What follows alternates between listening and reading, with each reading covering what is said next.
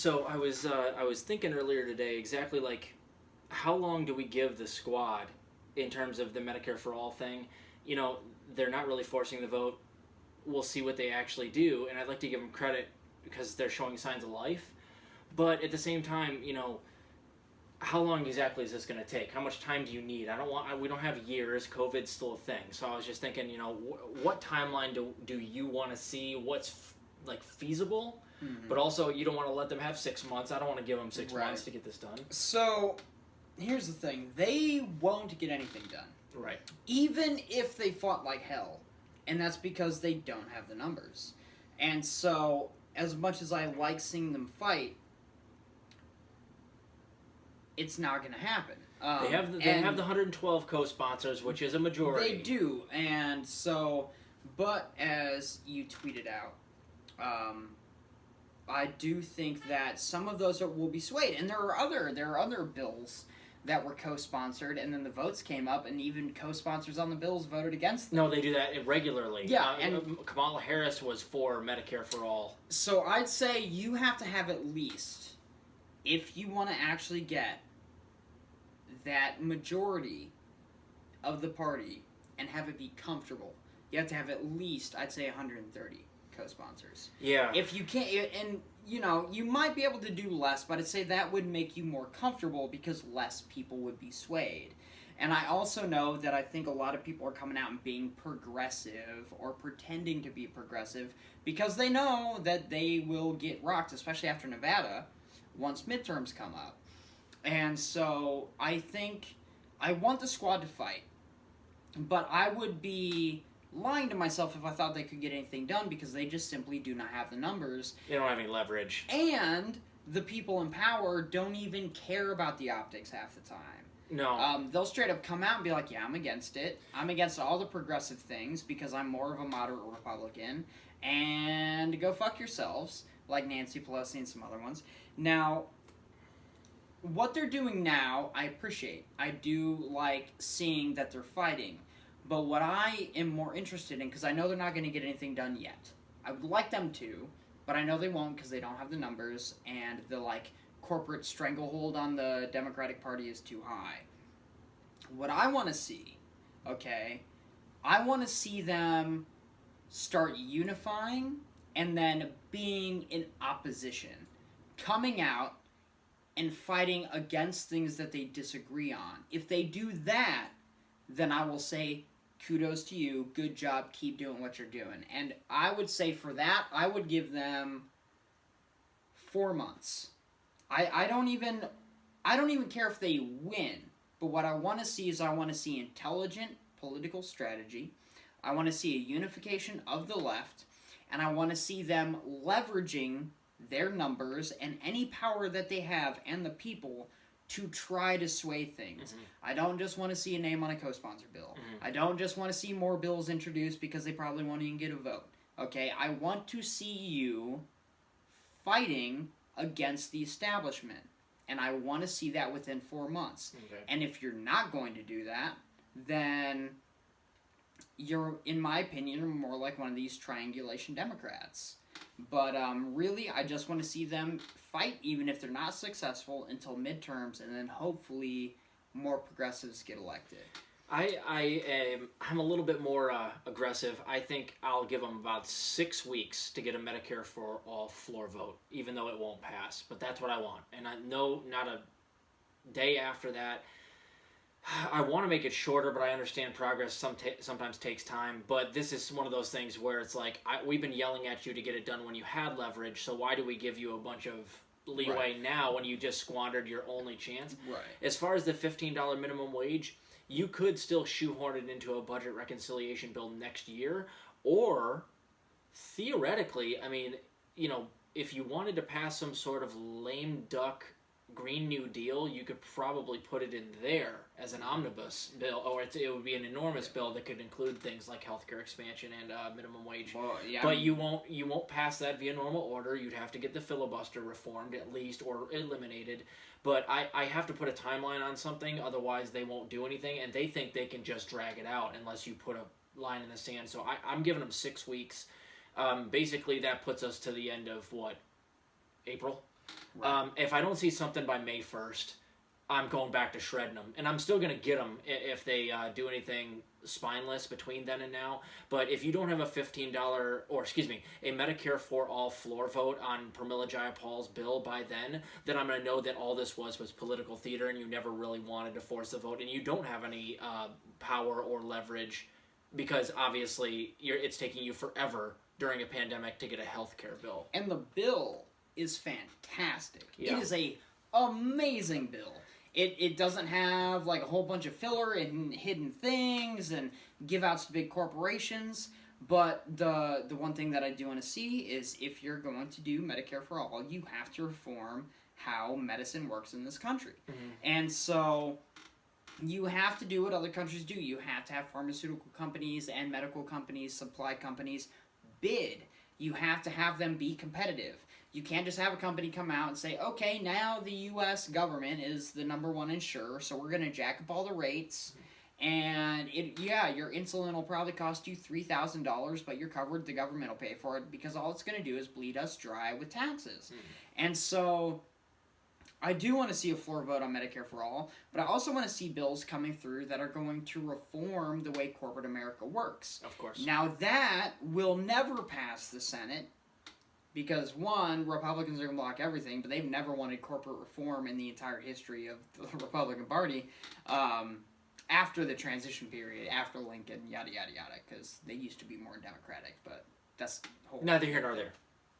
So, there are a lot of steps that we need to take to make sure Medicare for All works well, and to do that, you really have to make rules and regulations that make it more difficult for corruption to take place.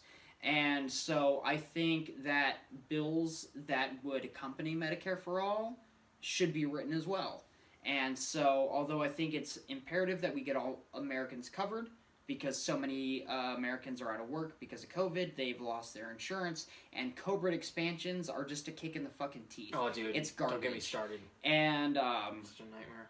And so, that is definitely number one, but I also want to see other reforms, and I think a lot of those need to be put in budget reconciliation, because it will never make it through the Senate. No, there's no way. Ever. And I'm not sure they're getting rid of the filibuster either, so it's worse than impossible. So that's what I feel on that, and what I just briefly, the one great thing about them at least running with Pramila Jayapal's bill, which has the 2-year rollout rather than the 4-year rollout that Bernie Sanders' Medicare for All plan has, is that this is how you do it, guys. You start by aiming for the stars, and then maybe you hit the moon. So what they do is I'm hoping they start with Jayapal's bill. It probably won't get a vote. If it does, it won't pass. But then you go back and you reform a bill. No bills passed the first time. What if you aim for Jayapal's, but you end up getting Bernie Sanders' bill? Or, I mean, even something as, I don't want this, but what if we could just get something like a 6-year rollout? You just kind of compromise on the first thing you were aiming at, right, and you meet in the middle, and instead of, Joe Biden goes in there and aims for a public option and gets nothing, you aim for Jayapal's bill and you get something like Bernie Sanders' bill. So I do want to give kudos. At least they're swinging for the fences instead of trying to bunt. So I do appreciate that very much. But I got 6 weeks. End of April is when I'm drawing the line. I want to see a vote. And if people tell you, oh, well, these things take time.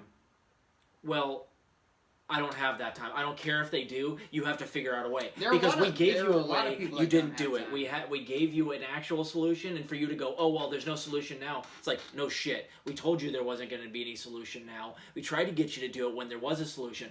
But now that's on you because you missed. Now it's up to you to figure out a way. And we're trying to give as best we can, but you really screwed yourselves as the squad by missing out on that. Because now, even if they change their minds, the leverage is still gone, so they can still swing for the fences and get nothing. I still think the number one priority, if you want to see any progress as a lefty, is to just unseat a lot of these corporate Democrats come midterms. That's really the only option. That's a perfect segue into the last part of what I wanted to talk about a little bit. We had talked briefly after the last show of like actual solutions and how to actually tip the scales in our favor as far as lefty ideas go.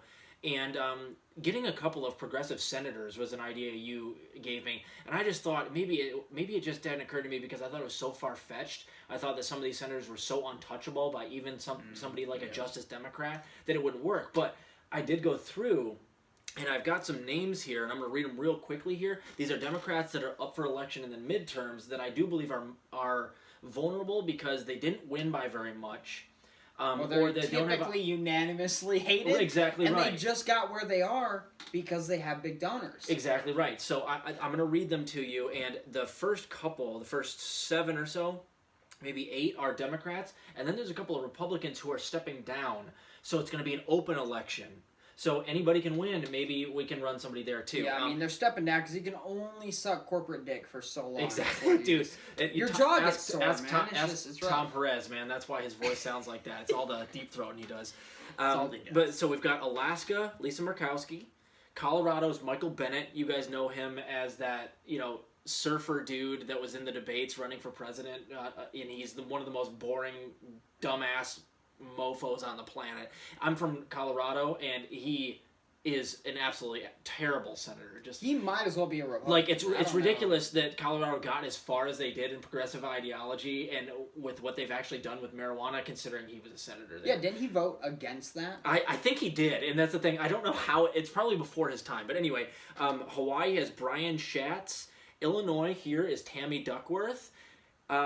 Kentucky is Rand Paul. New Hampshire is Maggie Hassan, who you may remember as one of those Democrats who voted against putting $15 minimum wage in budget reconciliation bill. Yeah. She voted it down. All of them need to go. Yep, right. Chuck Schumer, and in Nevada, Catherine Cortez Masto. So I've heard of about 6 of these people. Yeah. I've not heard of Cortez Masto or Brian Schatz before, but I've heard of all the other ones. They are uniquely vulnerable. And then, of course, there's, for Republicans, there's Rob Portman of Ohio and Pat Toomey of Pennsylvania. So those are up for grabs. Now, Ohio will be tough because Ohio definitely has a lot of rural areas. No, I don't have somebody to run in that one. I don't know who would go. Nina's already running for Congress. So. But them being a Midwestern state, they were hit still fairly hard by a lot of Trump's broken promises, that kind of thing. I don't think, and you and I both know that progressive ideas land very well. So I think if you're running there, you need to get away from the stigma of a lot of the labels and the branding, but I think it could be done. Tammy Duckworth, I think she could definitely be taken out. Yeah. And that is because most of the time people vote for her because she's a Democrat and she's on the ballot. They're not voting for her because they like her ideology. She's very right-leaning. She doesn't really fight for her constituents so much, and she probably knows me by name because I call her all the time. Yeah. I told her to get on the floor with Bernie. Every time, right. every time, Never. nothing. But I get all this mail like, "Thank you for your opinion." Be like, you don't listen to my opinion. Yeah, right. Get out of If here. you actually listen to it, you wouldn't be sending me the letter, bitch. I think the seat in Nevada, I think, is particularly vulnerable because so many progressives were elected recently. I wouldn't be surprised if that gets upset easily. And yet, and here's what I'd like to do real briefly is go over, I actually tried to figure out who might be able to run against these people, and unfortunately I don't have anybody for Nevada because what I did is I looked up old Justice Democrats and old people who have run in the last 2 elections that did well enough to maybe get a threat to these people. So you're going to recognize a couple of these names, but I couldn't find anybody in Nevada. But that doesn't mean it's impossible because, of course, we've gone over on the show, they have a tremendous amount of Democratic Socialist support there. So they could win there. So Lisa Murkowski in Alaska, I got nothing. Michael Bennett. I'm moving to Alaska or Nevada. Right. I guess I'm going to run. Michael Bennett. There was a woman who ran named Stephanie Rose Spalding who nearly won, and I believe she won let me see here. She lost in the primaries, but she got like 40% of the vote. Pretty darn good. It was really close. And so this is her only time running. She could run again. I don't know much about her. Even her Wikipedia doesn't say much. But she did pretty well in the primaries. So she could run against Michael Bennett. Michael Bennett is one of the most uninspiring people ever. Who's to say that we can't at least force him left? And I definitely prefer honest actors. I prefer somebody that comes in there and they are principled. But I'm also even okay with getting a more of a triangulation Democrat. Yeah, right. As long as they understand the winds are changing and they understand that progressive ideologies are what Americans want, and that's how they're going to It's like, I don't understand how Michael Bennett is even a senator in Colorado. There's so much, so much progressive energy there. I mean, you've seen all the weed legalization, drug decriminalization. I think, too, there might be a lot, I don't know, I didn't live out there, but there might be a lot of backlash because of the very large homeless population. And people might have wanted different economic policies. I don't know how. Right, well, and it's too bad because they do have so many lame ducks like Cory Gardner, Michael Bennett, and John Hickenlooper was the governor, and he's now this other senator with Michael Bennett. So those are awful lame duck lefties. They got some good things passed via direct ballot initiative in Colorado, but they're not really giving lefties a good reputation for people that don't pay attention. Right. People that go, oh, the Democratic Party really isn't doing much, even though they're in power in Colorado. Yeah, that's because it's John Hickenlooper, Cory Gardner, and Michael Bennett. So we really need to rebrand. I would go hard on like anti-fracking because there's a lot of frack wells out there that were endorsed by left-leaning guys. You could definitely smash them on fracking. Go further on weed legalization and taxing and drug legalization. You could beat Michael Bennett. So I don't know who this is, but she could run, and I would love her too because her numbers speak for themselves. She almost got it last time. So in Hawaii, Brian Schatz. I don't know anything about Brian Schatz, but I want Tulsi Gabbard to run for Senate in Hawaii regardless. See, that's you and I. We're a little different. You like Tulsi more than I do. Yeah. And you like her because she can speak to both parties, which I totally agree with. But what irks me about that is, one, her speeches seem very rehearsed. She seems more like a career politician. Right. She's doing it because she wants to be Decorum. a politician. Right. Now, granted, to me, that's not the end-all, be-all of the argument, but it's also, she gets on Fox News a lot. She says some things I disagree with. Yes. She really placates that side, and she's smart enough to know when she's placating, when she's saying things that are not true or are a little skewed. And so that makes me question her intentions. But I also like a lot of her other policies, like that she wants to end the wars. Right. Her stance on, like, drugs aren't too bad. I like how she's very open and honest during debates, and she calls out other people. So even if she wasn't super on board with every lefty idea, if we had somebody in there that would be attacking the enemy in an honest way, but I think if Tulsi was elected Senate, I think she'd swing further right than further left. And here's my solution. Tulsi is not my ideal candidate to run. It's just that she has a good chance of winning. And here's the thing. Once she gets in Senate, I want someone to primary her as a Justice Democrat. I want that, obviously, her to be pressured to stick lefty, and I will not endorse her over a Justice Democrat who's better than her. Absolutely.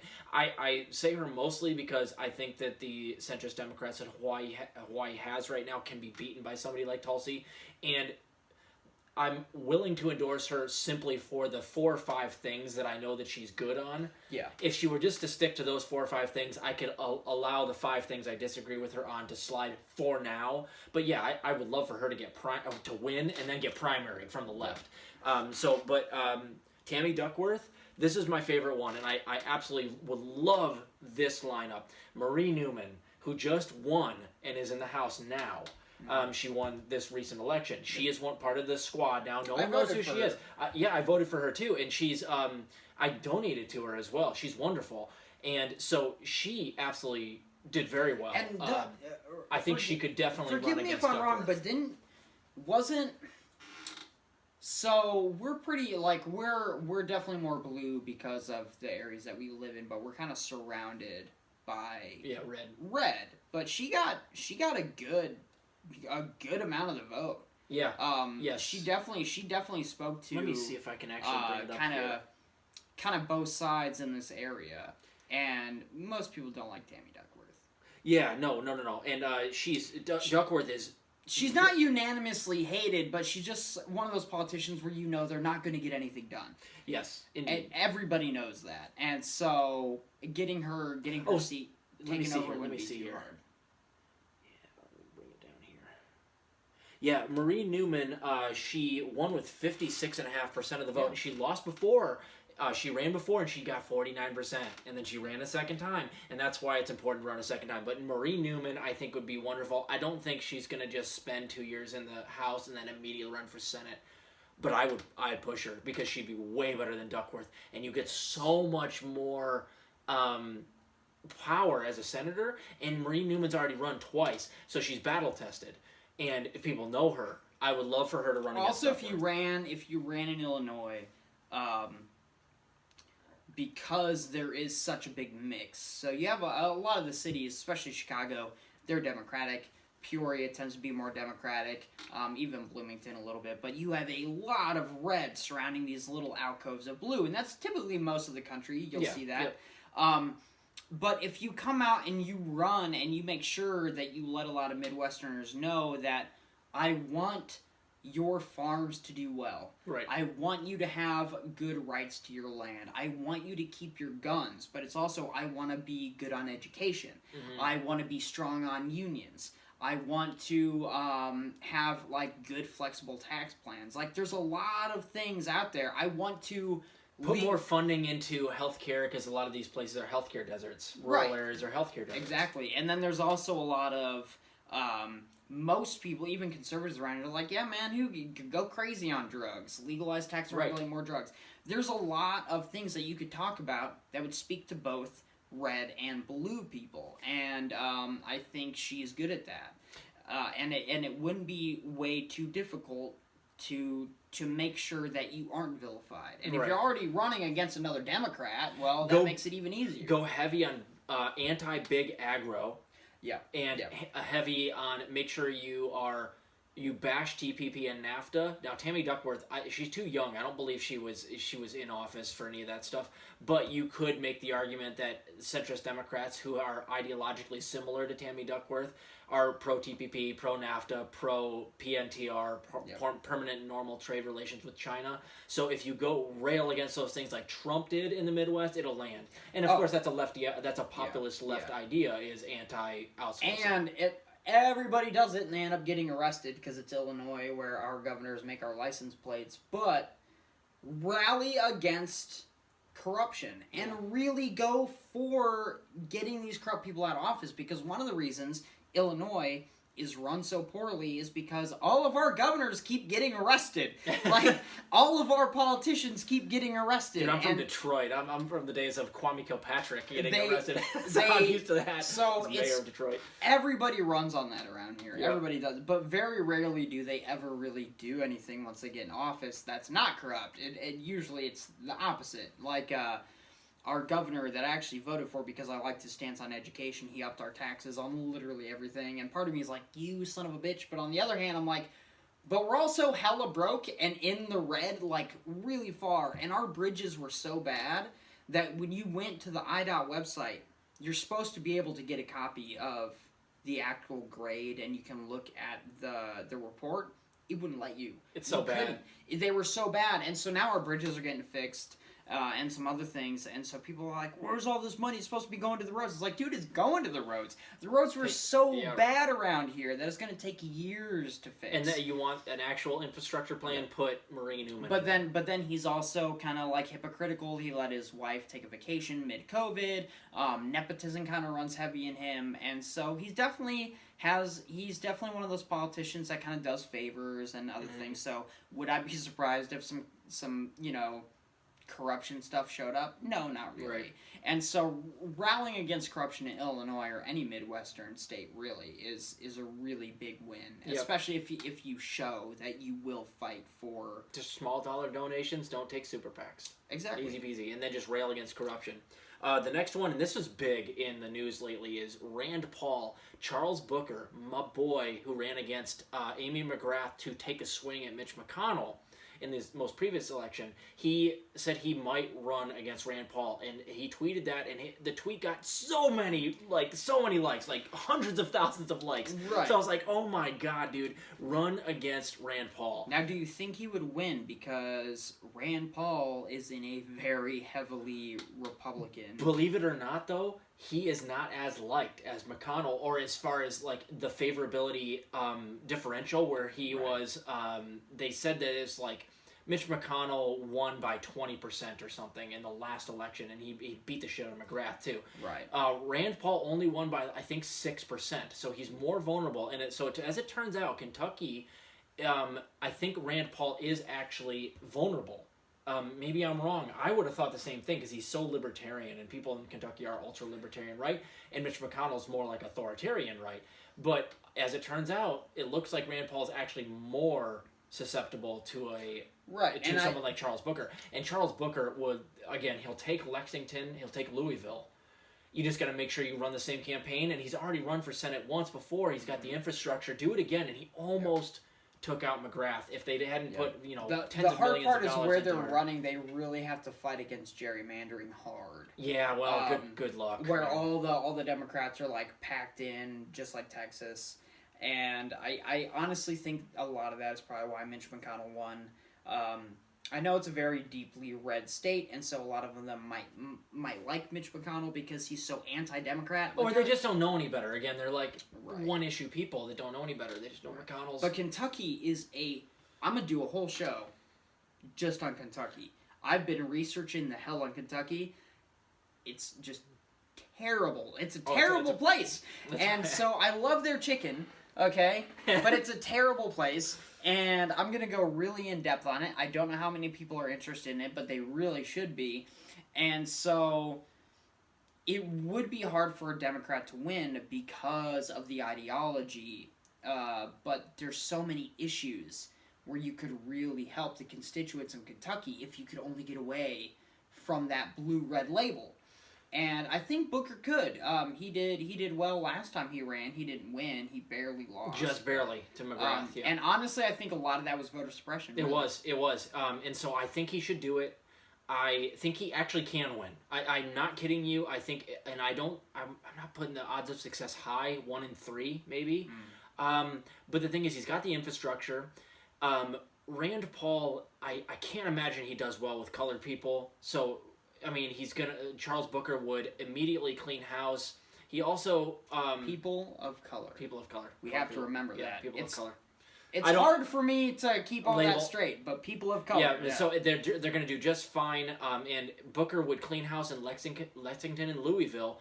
He's not going to take barely any of the other counties, but he will get votes there, so he can still win. And I think that, honestly, McGrath... Who are they going to run against him? Like, to take on Rand Paul. Yeah. I just think they can't possibly do that again. Why would you? They pick somebody like McGrath, spend $120 million to get your ass whooped. So I think Booker should run. I think he does have a chance to win. He just has to keep doing what he's doing. His national profile's bigger now. Who's to say? I mean, Rand Paul's a despicable person, so I mean, who's to say we can't take him down? Yeah, I do know that he's like a lot of people are coming out and being fake populist now. Because midterms are going to be coming, they're going to be doing their races, and that's what always happens. But it's easy to look at these career politicians and know they're full of shit because their record says, oh, well, they're saying I want strong unions, but they're always pro, anti-union policies, or they want to bring jobs to my state, but because of their leadership, my state's in the toilet. But I mean, Rand Paul's been in there forever, and Kentucky continues to flounder. I think that the longer you put people through turmoil, the more they see through your bullshit. And you can tell when Charles Booker talks that he means what he says. Oh, yeah. He's not a bullshitter. So I think he could do it. The best way to do it without going into too much depth is you have to make sure that Kentuckians understand that you and Rand Paul are about the same on the libertarian scale, and that you're not going to do anything differently than him on that. Right. And then just argue the morals on the left-right scale and go, listen, I'm definitely for all of these social things that I want. I want everybody Right. to have health care. I want people to have right to a job. I want I'm pro gay marriage. I'm pro, even something in Kentucky, something as simple as like I'm for interracial dating and marriage. Interracial dating, that will be And big. you gotta make sure you keep swinging it, because if you're in Kentucky, you're running against Rand Paul or Mitch McConnell or anybody that's like deeply red and has been red for a long time, they're going to hit you with a lot of Republican talking points, a lot of culture war stuff. They're definitely going to bring up abortion and some other things. You have to keep swinging it back to things like economy. Yep. You have to keep swinging it back to taxes. You have to bring up how many people live in the state and are on welfare. Mm-hmm. Why is that? Because of these policies that these politicians have put into play that take your hard-earned money and give it to somebody else.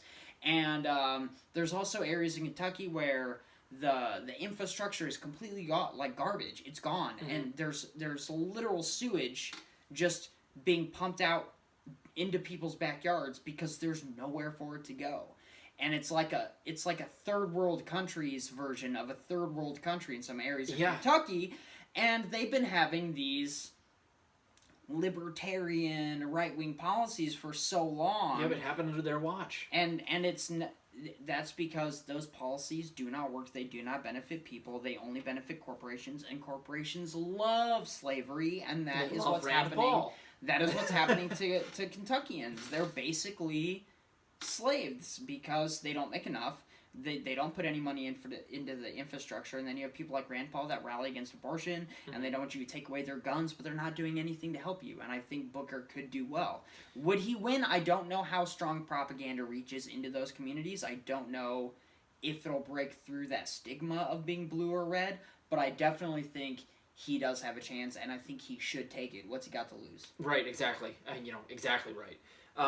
And then New Hampshire is Maggie Hassan. She voted against including the $15 minimum wage. She should absolutely be primaried. She should be done. Unfortunately, I don't have anybody to run against her. There are no Justice Democrats that I know of. If anybody can point me in the direction of somebody who ran and did well that was of green / socialist ideology, or even just for some things, right? Like pro union or that had some pro name recognition, $15 minimum wage, wage, to win. Right. But I don't see anything there. In New York, Chuck Schumer, it has to be AOC. There's no chance of beating him unless you run AOC. She could. I don't think she will. I think she's too afraid to challenge it. Run. That's a good one, but he's already running for governor, I believe. That's true. So mayor of New York City. Mayor of New York City. The governorship might be given up pretty soon by Andrew Cuomo. I also would not mind Yang running for that, but I mean, when he started to run for mayor or said he was going to run for mayor, because I know Andrew that Cuomo wasn't in hot water. He's ran and he has a business and everything else. I don't know how he'll be once he hits the political stage. So.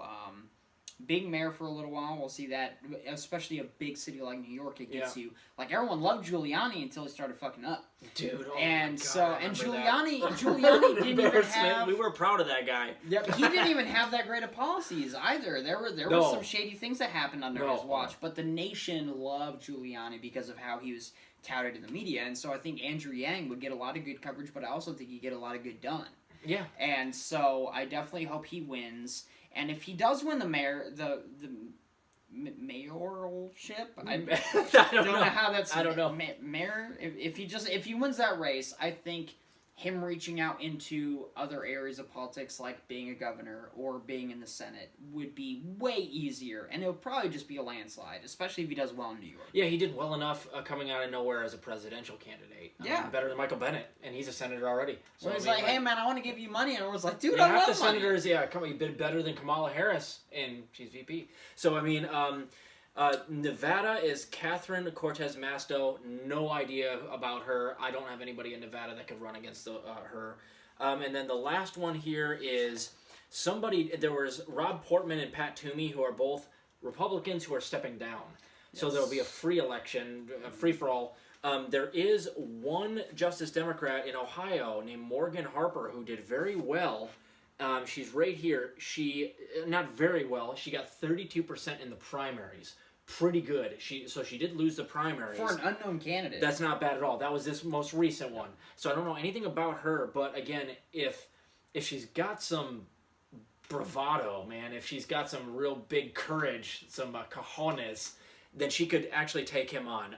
That would be great. I don't really know much about Rob Portman. But any Republican that steps down in a place like Ohio, that state is going to be susceptible to anything like, again, we were talking about with Marie Newman, anti-outsourcing, anti-corruption, stuff like that. So she should run. I don't know anything about her, and that's all I've got. But I mean, imagine we could get just a handful of these people. Let's just say 2, 3. And they vote correct most of the time. You think Joe Manchin has a lot of power right now. Imagine what 2 or 3 steadfast progressives could do in the Senate. So I know that was a long segment, but I spent some time trying to figure out who it's should important run. because we need more senators. That is what we need most. Right, and like, again, I don't agree with Tulsi. I think she and I are something like a 70% overlap on what we believe in, so she's definitely not my favorite. She's not even in my top 2 or 3. I actually, as far as people that ran for president for the Democratic Party, I actually like Marianne Williamson better. I like Andrew Yang better.